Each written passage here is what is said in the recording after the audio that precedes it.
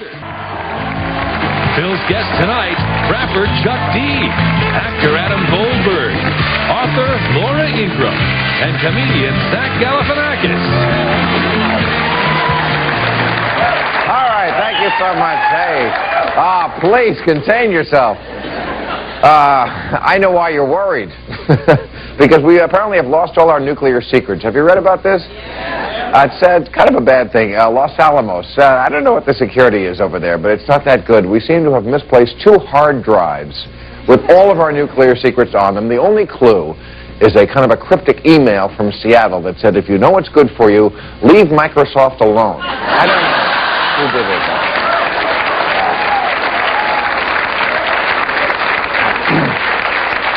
Now, there is balancing good news, because if there was going to be a nuclear war, it probably would have started in the Korean Peninsula. The North and the South of Korea finally got together today. 50 years after the war, the 2 Kims got together, which is a good thing. What? They're both named Kim, the heads of the countries. People don't spend a lot of time in Korea.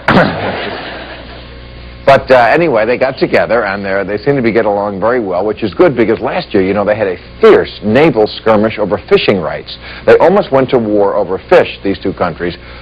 I tell you, if they had found Elian Gonzalez, we would have had World War III.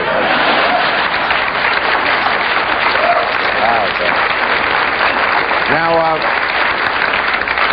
also on the international front, the president of Argentina was in Washington today with President Clinton, apologizing. Finally, again, 50 years too late, for harboring Nazi war criminals, which they did, Argentina, we know that. And this president, good for him, he said we should never have let in people like Adolf Eichmann and Dr. Joseph Mengele. He said, especially Mengele, he was a terrible doctor. You'd ask him for a second opinion, and he'd say the Jews are an inferior race, which I think is a terrible joke, apparently. Mengele I was quoting. Jeez. All right, speaking of forgiveness, the guy who shot the Pope, Muhammad Ali Agha, he was granted clemency today in Rome by the Italian authorities. The Pope, of course, long ago had forgiven him. The Pope said his forgiveness was inspired by reading 2 things, the Bible and the autobiography of Mary Jo Buttafuoco. Okay. Let us meet our panel. A very funny comedian and star of the movie Flush, Zach Galifianakis. Zach, there you are, sir. How you doing? Zach Galifianakis will be right here. Yes. He is a political commentator and the author of The Hillary Trap, looking for power in all the wrong places, don't I know it. Our pal, Laura Ingraham. Laura. Hey, you. Good to have you back. One of the stars of Saving Private Ryan and the upcoming Salton Sea, his new TV series, The Street, premieres this fall on another network. Adam Goldberg, ladies and gentlemen. Adam, good to see you, Polly. How are you? And he is the founder and leader of Public Enemy. Their website is rapstation.com. Chuck D is right here. Chuck. How are you? All right, let's talk a little about Hillary, because that's your book. And, boy, that's not fair, just right off the bat. Why? She's got a book. She's got a book, I know. That's what our show does. Oh. It mixes show business types like us with real thinkers. Okay. Yeah, right.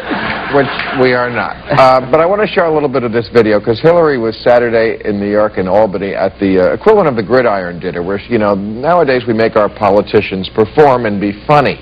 Now, look at Hillary trying to be funny, which is... Oh, you know, and I do want to plug this. You know, I did write a best-selling book. You know, people say, I never did anything in my life. Well, they can say that. She was taking that book out of a carpet bag. Oh, God, I get it. I think she's sweet. You think she's sweet? Just opening it up. Yeah. And then... Well, you seem to not think so. This is not the first book that has come out, not the first book I've held up on this show, even, that's come out knocking Hillary. And, of course, she has her flaws, I'm sure. But you don't think she's qualified for this job?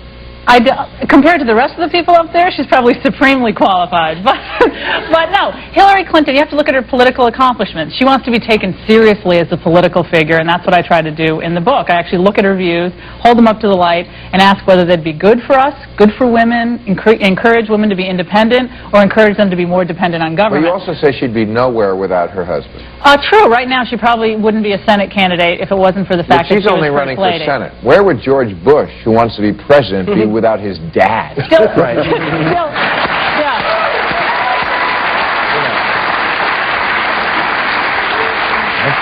Well, the problem is Hillary holds herself up as a family feminist, the independent woman, the exemplar of what modern feminism should be like, and that's fine. She can do that. But on the other hand, what has she really done in her own life in the last 15 years? I don't know. She supervised the health care task force reform. Well, she does. In her speeches, she calls herself a family feminist. She won the National Organization for Women top honor a couple of years ago. Hillary Clinton does hold herself out, and that's fine. That's her prerogative. But all I try to do in the book is say, look, does her record really jibe with what she says she is? And the voters will determine that ultimately, but I think Hillary's life, her political choices and her personal choices evoke more dependency. What's the worst thing, to be where you are because your husband or your dad? I mean, that seems like a lot more. But I think also But I don't think that's what feminism was supposed to be about. I mean, you're supposed to stand up on your own 2 feet. You don't need men for this kind of stuff. She's smart enough. She doesn't need that. I don't think it's an issue of feminism. I think there's too much emphasis being placed on how it is that somebody arises, to a position of power. So, in other words, if let's say, for instance, I get a part because my friend is in a movie, Well, if I screw up the job, then, you're absolutely right. But if I do a great job and I'm much more qualified to do that job than, say, somebody who's auditioned and auditioned and auditioned and done, then I don't see how it really makes a difference. But if it was your dad who was a movie star, I mean, because this does pertain in show business. No, it does. There's a lot of people in show business. There's plenty of guys because their dad or should not be acting. There's no question about it. Now we're changing. And we won't say many names. But I'd rather have my dad who is a war hero than my husband who is a serial philanderer. I mean, which is better? But it's still just your dad. No, it isn't. It's not you. Bill, you know that. You know the facts. I mean, George Bush did run a business. I do know the facts. Yeah, he did run an actual business in Texas. More than Hillary actually please. did. He was drunk until he was 40. Right. Yeah, sure. That's a positive. And then his dad's friends gave him some money to look for oil in Texas, which he couldn't find. So he's not exactly a business genius. But George and then they let him buy a baseball team. But George Bush is going to be judged for that. I mean, the voters are judging him right now. The voters are saying right now it's sort of dead even between him and Al Gore. Hillary deserves the same kind of scrutiny, and that's why I wrote the book. Boys, you got. You're on a talk show. If you'd like to talk, we'd love to have you. If not, I got a commercial in my hip pocket. I tell you, it's right here. But Chuck, would you want your daughter to be where Hillary is today? Would you want her to make the same choices in her marital life as Hillary had to make, apparently, to be where she is today? I don't know. Each and every person got their own line to go through and got to figure it out on their own with some advice. And I mean, all respect due to Hillary, because I was going to vote for her as opposed to Giuliani. Once he dropped out, I was like, okay. But Giuliani definitely wasn't getting my vote. No. Well, I'm biased. Laura, what do your parents do for a living? You mind me asking? Why? Just because some of your friends got shot? That's a great reason. Are you saying that you've never gotten a job because of favoritism or nepotism? I don't know, but really? I don't hold myself out as sort of the exemplar. Well, I don't think any of us have, because the names Goldberg, Ingraham, Maher, D. Don't mean anything. And Galifianakis, that's an upgrade from They don't go anywhere. I mean, right. But if your name is, I brought up that show business thing, because lots of show business people I've heard say, well, you know what, it just got me in the door. Right. After that, well, you know what, getting in the door is about 90% of it. No, I totally agree with that. I think that the issue is more whether or not you agree with this person's point of view on something. I mean, I don't think it. I mean, ultimately that's what you're voting for, and maybe this is sort of like a cathartic thing for her to be doing. After she's basically been publicly humiliated for the last however many years. But that's not a talent. That's not a record of political No. But I don't think that makes her not a feminist. In other words, that's all I'm saying. I don't think it makes her not a feminist if she wants to sort of stand up for herself and say, I could either sort of I could go home and I could sort of cower and I could write my memoir. She could not enable her husband's infidelity. That's the first thing she could not do. Why do you keep bringing that up? She's her own woman. Why do you swing her? And we all know exactly. I mean, why do you keep bringing that up? She's not her own woman. Right. She's absolutely not her own woman. She took Clinton off the political posters on her at her campaign rallies, but Bill's still advising her campaign, raising all her. Yeah, you're not there. Absolutely. She should have been there at 3 in the morning watching his penis? Yes. I have to take a commercial, but I'll pursue that.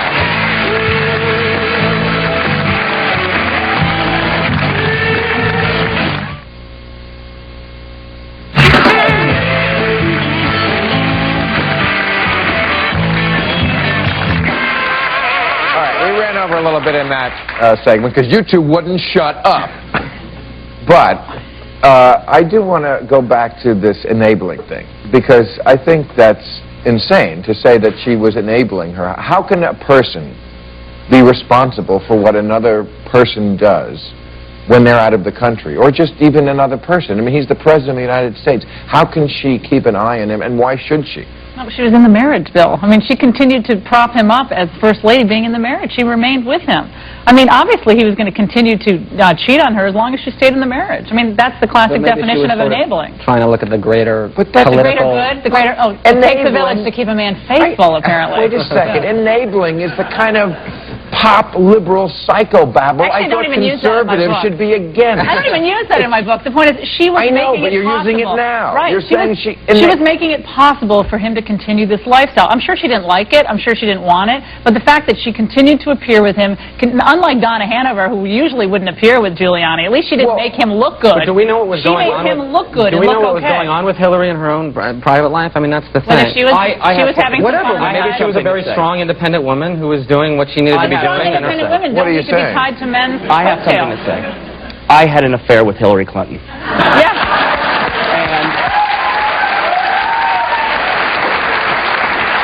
No, I mean, who knows? I mean, really, though, she might, who knows, maybe she's doing I heard she had a stuff whole on her other scene, on is the what I side, hear. so she's, it's kind of a balance. I'm sure it's very complicated and twisted, but all I know is the message to the rest of the people out there, young women, young men who are trying to make their way through relationships today. I know you don't believe in fidelity, Bill. I know that's a foreign concept to you. But, the more the merrier. The more the merrier in politically incorrect, because it is politically incorrect. But, look, most people do want their husbands to be faithful. And Hillary is not a good example of women enforcing what should be a faithful marriage. Enforcing. Listen to your language. Enabling, enforcing. Yes, exactly. What do you want Hillary to do, after everything's over with? I mean, do you want her to just... Be your own person. She's smart enough to be her own person. She doesn't need him. She doesn't need him to raise money for it. She doesn't need him to, to be a campaign advisor. Bill can never be her friend. She can be, so you would respect her more if she divorced... Or at least didn't publicly stand by him in the moments of Monica. Isn't your party the one that says, "Hey, stand by your man," or your, not the one of my age. No, that's the party with divorces and mistresses. I mean, I'm sure, and I think that's what I'm not celebrating that. Well, I'm not celebrating that. I don't think a lot of women my age are out there saying, "Oh, do whatever you want. 20 years of infidelity. Maybe I'll get some social status. Maybe I'll get a Senate seat out of it. Great, whatever you want to do." It doesn't have to be about that. Why can't? Sorry. Yeah, no, go ahead. Okay, no, I feel like we're straying from the issue, but that happens, I think, in this context. That's my point. I just don't know that has anything to do with her qualifications. Yeah, I don't think it does either. Well, that's only one chapter out of 7 in my book. Okay, all right.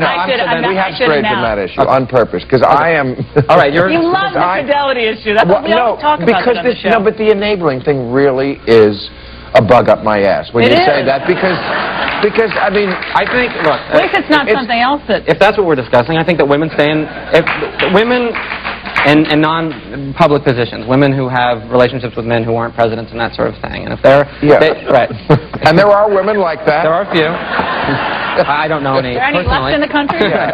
But the point is that I think that, yes, there's something to be said about a woman's integrity if she maintains a relationship with somebody who's blatantly cheating on her for a number of years. I agree with that. But men if that's don't what we're talking about. cheat. They sneakily cheat. All right. And then they get caught, and they get their way back into them, and that's why marriage is complicated. Right, but it's neither her fault or his fault, and I'm sure it's a combination of the two. I mean, I don't see why this is such a hot issue. Would anyone want their daughters or their sisters to be where Hillary is today, having to have the marriage? I mean, would anyone want their daughters or sisters to marry any man? Not really, because of the way we are. That's ridiculous. Because we're... I mean... I'm sorry, I don't believe all men are like Bill Clinton. To make a long story short, I mean, I think Hillary is just saying, hey, getting on with her life. She's taking a high road. She's doing something positive and trying to make a better place. Yeah, I mean, that's how I look at it.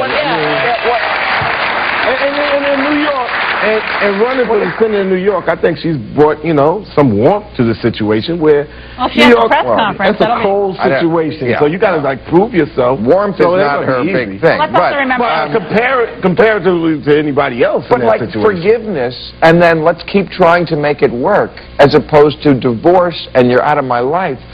Isn't there something to be said for that? Yes, why is that? Very strongly about it. Yeah, why is that enabling? It seems like that's a positive thing. It's like, no, you know what? You screwed up, but you know what? I'm not giving up on you, mother.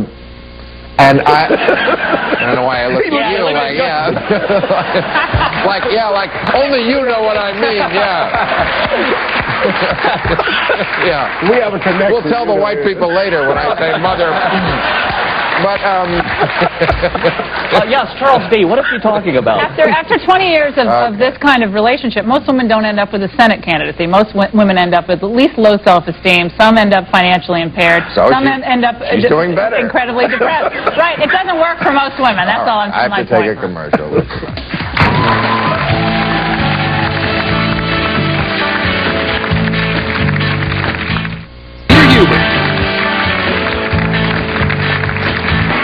Okay, one of the big stories this week was that they did a federal study, and 2 out of 3 convictions in the death penalty they found were overturned on appeal. 2 out of 3. So the state only gets it right 1 out of 3 times. And 7% of condemned prisoners were found innocent in retrial. And George Bush is on the hot seat of this because they kill so many people in Texas. He should be on the hot seat. Yeah. Yeah, you know, you got a guy running for president, you know, coming from a state which has been politically incorrect when it comes down to black people. It was one of the last few states that said, you know, I think we're not going to change our mind about slavery. And this is, you know, Texas, so they've had a bad record as far as a certain portion of people are here concerned. I'm working with a guy named Gary Graham, Shaka Sankofa, who is slated to be murdered the 22nd of this month. You're working with him? We're trying to work with the organization to keep him alive. And, you know, and then at the same time, you got a guy like Bushy, who's trying to look like a good guy and is trying to stray away from the death penalty. Right. He's killed 131. 131 people. Is this going to be you guys' president? Well, but you know, Laura's. We know all those people were innocent, though. Well, I mean, I'm for the death penalty, but I say let's execute the right people. Yeah. What if? Then that's so easy to say, though, Bill. The right people. That's so Why is it always the wrong people that get easy to say. I mean, let's do away with the death penalty, and so we don't have to deal with all this stuff. We don't have to deal with the red tape of the DNA and death row and all that. My point on the death penalty is it is not a deterrent. It is not a deterrent. It is to the person you're killing. Exactly. Wait. So is prison. Prison will also deter someone from going out and doing it also. That's crueler. To put Exactly, that's in a my cage. point.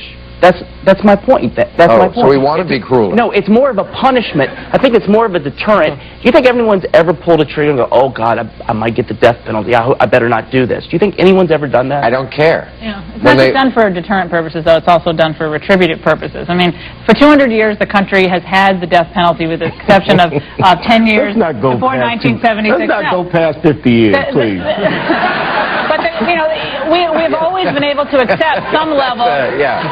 Yeah, that's true. We also... Oh, yeah, okay.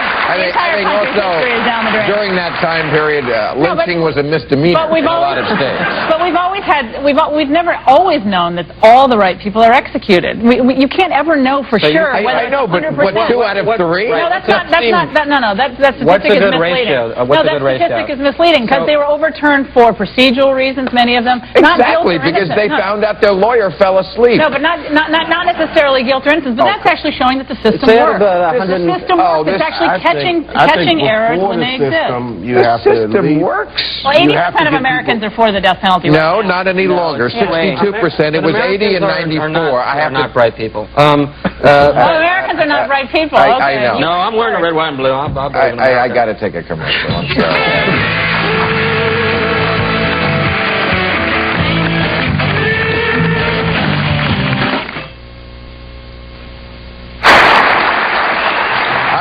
There's Laura's book, The Hillary Trap, Looking for Power in All the Wrong Places. And boy, don't I. Tomorrow we have Ananda Lewis, Paul McCrane, Kathy Liebman, and Peter Huber. Or Huber.